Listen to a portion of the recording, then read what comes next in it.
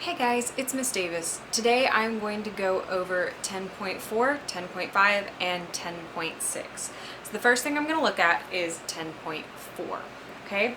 Now, in 10.4 we learned a couple things. So we learned how to find a certain number of a geometric sequence, okay? Now this is given either the rate in the first term or given the formula. We can find any number of terms. That's what n stands for.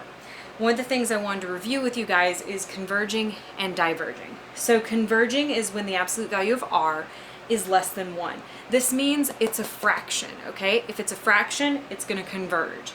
Diverging is when the absolute value of r is greater than 1, so it's a whole number, okay? So converging is a fraction, diverging is a whole number. And that simply means that with converging, it's getting smaller and smaller down closer to 0 or a singular number, whereas diverging means it's just keeping going and getting bigger. It's not going to shorten at all, okay? So that's 10.4. I know I just summarized a lot of that way quicker than you guys probably thought I would. Now, 10.5 is the sums of finite versus sums of infinite. Now, finite means that you can find all of their answers, whereas infinite means you're just going to kind of get close to where it is.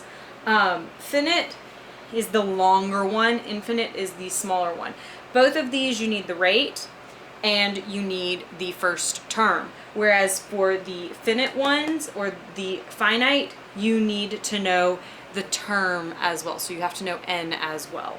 So for these, it's the sum of all numbers that are going up to a definite, so like a finite, a number that you know.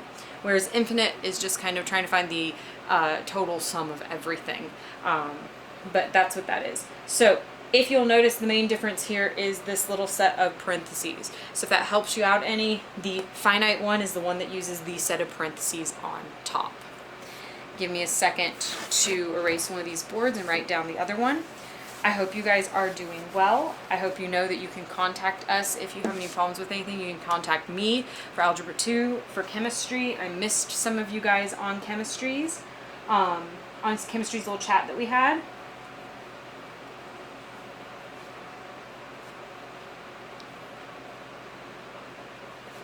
So I'm going to talk to you guys about factorials and how they work, okay? So factorials, and then this is going to deal with permutations as well. So let me give you an example for a permutation. Now on my test, it's going to be all the same size letter because I can't really make it any different.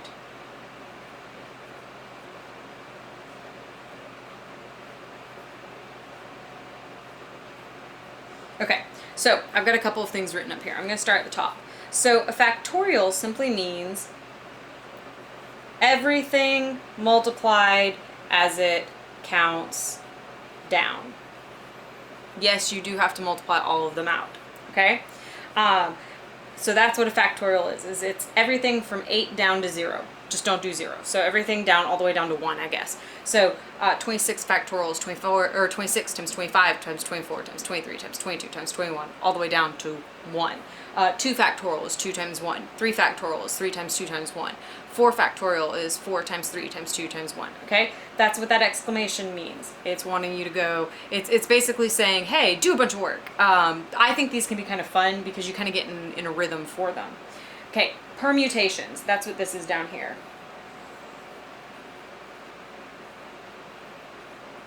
Hint, permutations are the one with the P, okay? So permutations are this little formula here, NPR.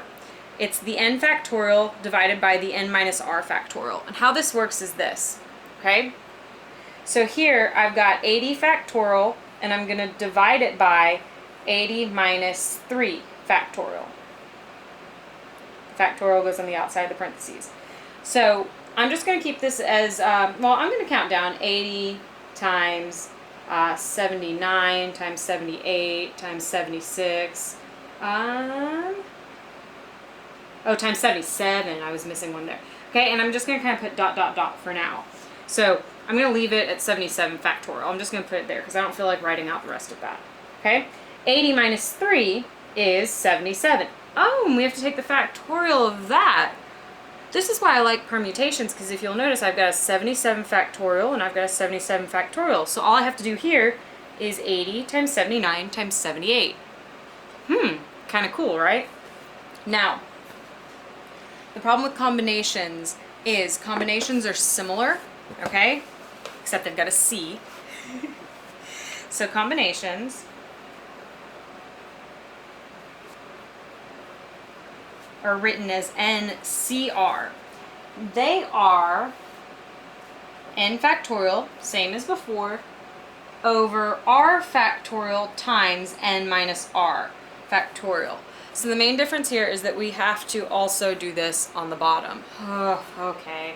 Well, let's do this. So let's do, I'm going to do one I can do fairly easily. So let's do 6C2. Okay? So 6C2. So NCR.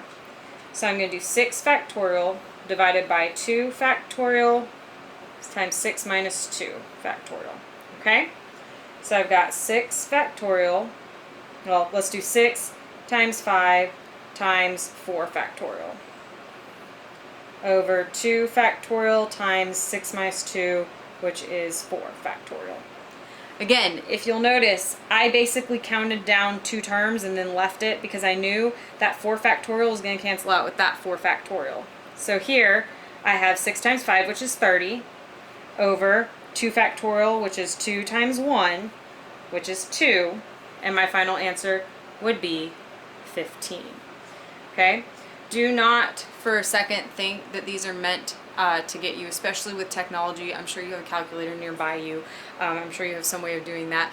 It really is just about multiplying all the way down.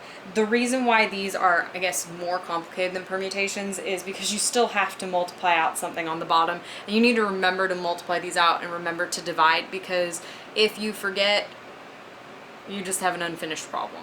Okay? I will see you guys tomorrow for the last set of your review before your test. Don't forget to take your quiz today. You also have another quiz tomorrow. Those sections will be up in the classroom stream for you to see what they're over. I love you guys, and I will see you again tomorrow.